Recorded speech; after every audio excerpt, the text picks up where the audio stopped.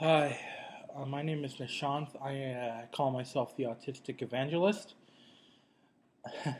because I want to spread the word about autism and I want to spread awareness and my perspective on things. And in the past, I've been kind of pretentious about it, but I've come to a point where I'm more accepting of what it's like for me to be autistic.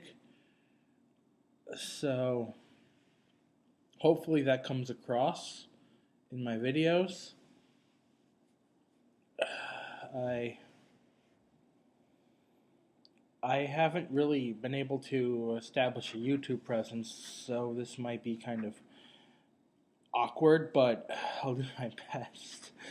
So, I am a bicultural, biracial artist, or aspiring artist with autism, and I was diagnosed at age 4.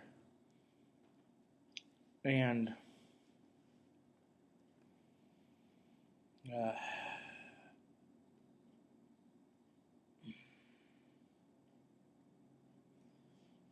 ever since then, my life has been very complicated for a lot of reasons. Some of it was myself inflicting suffering upon myself, some of it wasn't. Some of it was more like just the pangs of dealing with autism and suddenly realized, like, whoa, I'm in a different world and I can't survive unless I adapt to the world that is around me. But of course, I didn't really want to do that.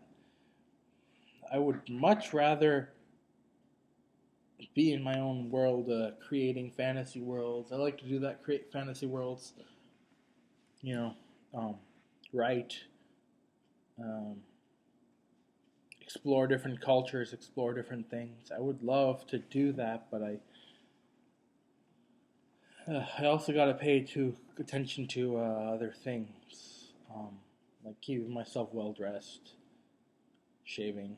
As you can see, I shaved, but it's not very even. There's still some spots. um,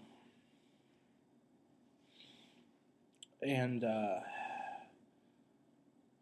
I want to share a lot about my autism. So, uh, I, what is my autism? First off, for those of you who aren't familiar, when I say my autism, I'm referring to my autism as an individual. There are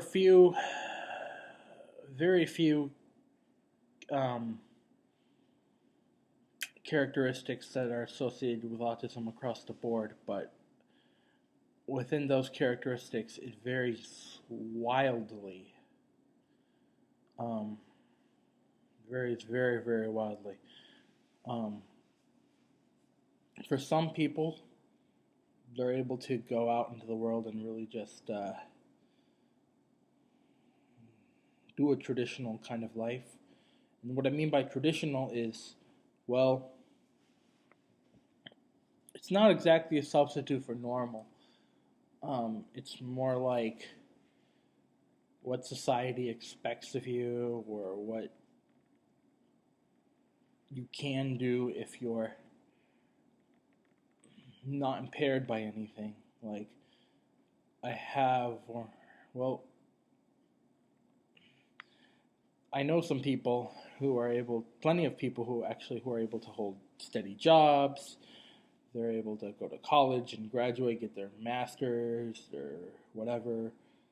Um, they work like dogs. They do this. They do that. And that isn't always the case with me, which has created a lot of frustration in my life because I look at these other people and I think, like, oh man, I want what they have.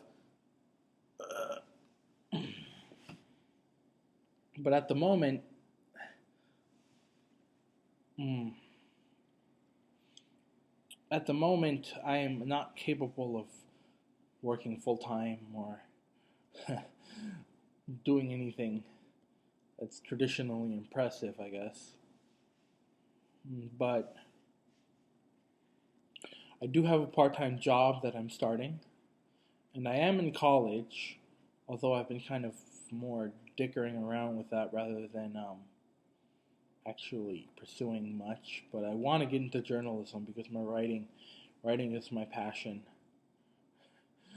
Writing and being an advocate and talking about society is my passion, one of my passions, you know. Um,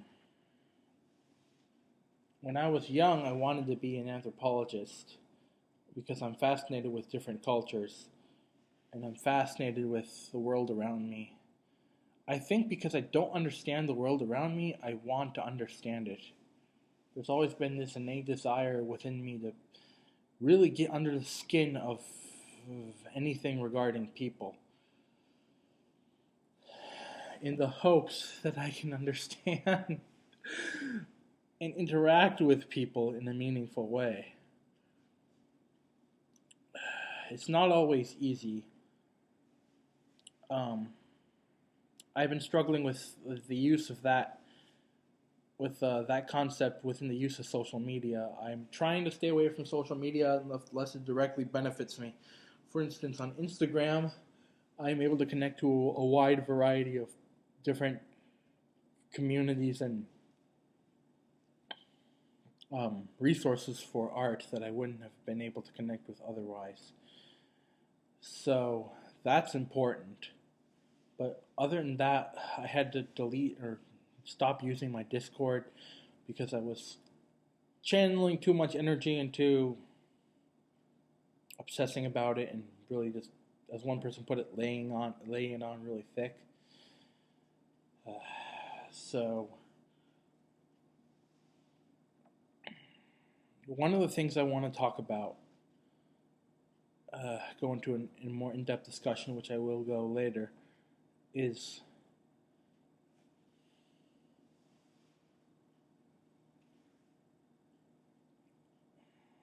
what is the concept of success? Earlier I talked about traditional life, you know, what it means to be a traditional person, but if you can't achieve that,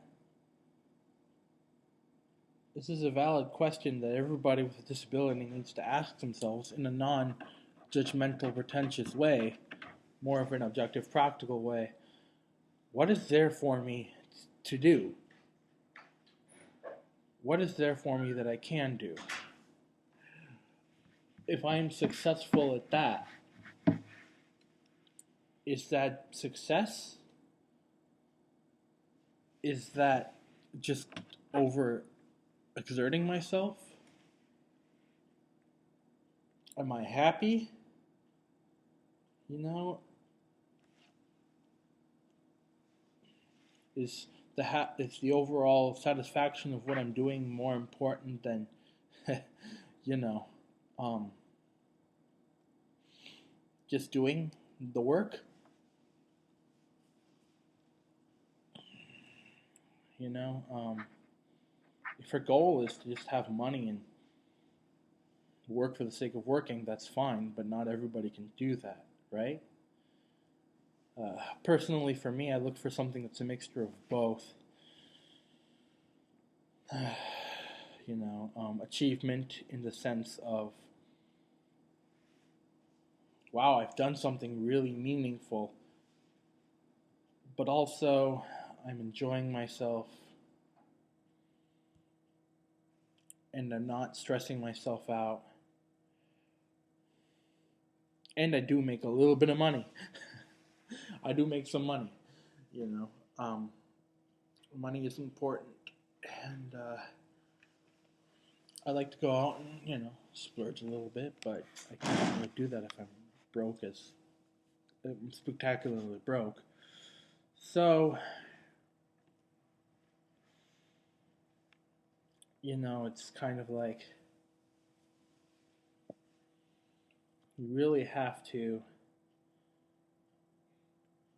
look at things in an objective way. And also look at what's possible, which is something I struggle with. I had a discussion with my dad. We were talking about a variety of things, among them if I was transgender and possibly on the binary non-binary spectrum of things, and his his idea was, why are you always focused on things that aren't possible, or things that you can't achieve, or things that aren't there? Like, like, focus on what's possible. And oftentimes in life, for myself and for other people with disabilities, it feels like nothing is possible. Everything is getting in your way. you know? Everything, like, you want a job, you want to get married, you want to have kids. People tell you, like, oh, you're not really going to be fit for any kind of job, or you try a job and it doesn't work for you, or you get rejected, and then all of a sudden it's like, I don't know what to do with myself. I'm getting really riled up, That happened to me when I was working with kids at the not the West 7th Community Center, the J.J. Hill Montessori through the Discovery Club program. I really struggled with that. And the more I struggled with it, the more frustrated I got, which created more tension. Because I felt like this was it. They hired me. Nobody else would have hired me. And so I got really distraught, and I was trying to control the situation and make things better for myself in the wrong way. And eventually I had to resign.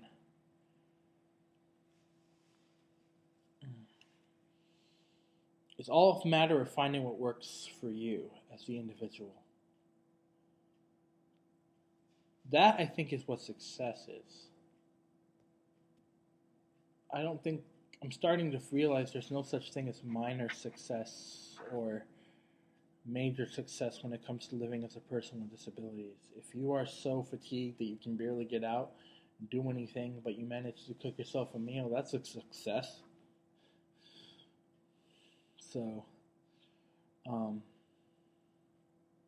that's all I got for now. I'm going to come back and talk about things later. All right. Peace out, yo.